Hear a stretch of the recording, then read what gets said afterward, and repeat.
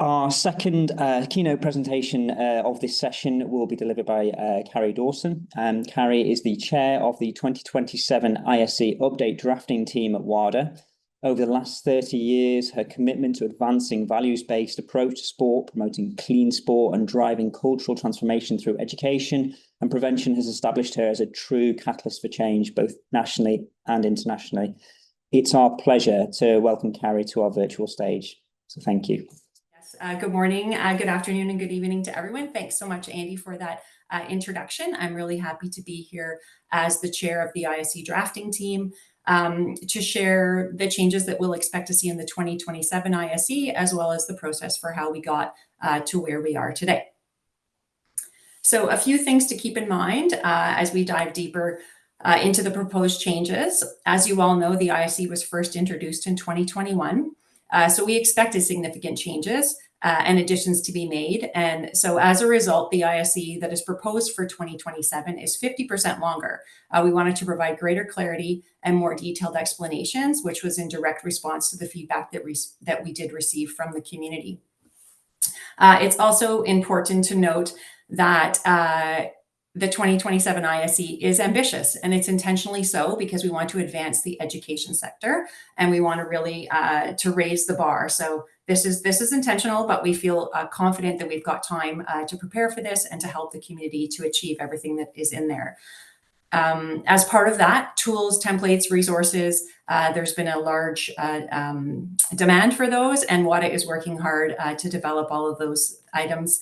There will be code implementation support and all of the guidelines and things that we've grown accustomed to. It's also important to note that there will be no further detail provided in terms of terms that are not relevant to the compliance process. So this was something people were asking for definitions, asking for more clarity. But as a team, we decided that if it's not relevant to that compliance process, that we would just leave those pieces out. You'll also notice on the right-hand side of my screen, there's 3 symbols. So I'm going to use those throughout the presentation just to signpost exactly what's happening for you. So anything that is new, a new section, or any new requirements are indicated as such. The large plus sign just notes that there's an elaboration and some expanded content in that section. And then the check mark is just to say that there's nothing new in terms of requirements, but that we've added some clarity. Anything that is not significantly changed, I won't note on the slides as we carry through. So first, before we walk through the changes, I wanted to tell you a little bit about the process that we undertook to get to the 2027 draft. As this is the first opportunity for consultation, we had a lot of comments, a lot of feedback, which we were not disappointed with at all. The community really rose to the occasion. So if you do the quick math there, we had almost 900 comments through the formal process. You'll also see from the map on the left-hand side that our geographical representation maybe wasn't what we had hoped it to be. So we reached out to make sure that all voices could be heard. We also used information from the CCQ data to inform our work. And as just mentioned, we had the 2024 Education Conference. So that provided us with a great opportunity to hear from the community, to engage and, to have meetings with different stakeholders to really ensure that we had the most information possible as we worked to revise the ISE. We were also super fortunate because Ian was able to join us at one of our drafting team meetings and share his emerging findings from the work that we've learned about earlier today. So that was really, really important to us. As you can imagine, we spent many, many hours reviewing and discussing, sometimes debating the feedback that we received. So you can rest assured that the 1,382 changes that we proposed in draft 2 and the current draft that we're working on, although there'll be much less changes, was a very, very robust process. Although we had an abundance of comments, thankful to our friend Tony, he was able to code them and put them into themes for us. So as you can see from this graphic, there were many common themes. There continues to be a desire for more clarification, more definitions. The education pool and educators were also, and event education were again pretty topical in the comments that we received. But it's really important to note that there was a significant number of positive comments received. There's an appreciation for the work being done and the direction that we're heading as a community. So all of this is really, really positive. So what can we expect to see in the 2027 ISE? Overall, the structure of the document will remain the same. So we hope this will help signatories orient themselves to the new content within the document. We've added only one new section, Part 4, Accountability. This is actually a collation of the mandatory elements that will feed into the code compliance process. It's separated out so that it clearly underlines exactly what signatories will be expected to do and to produce.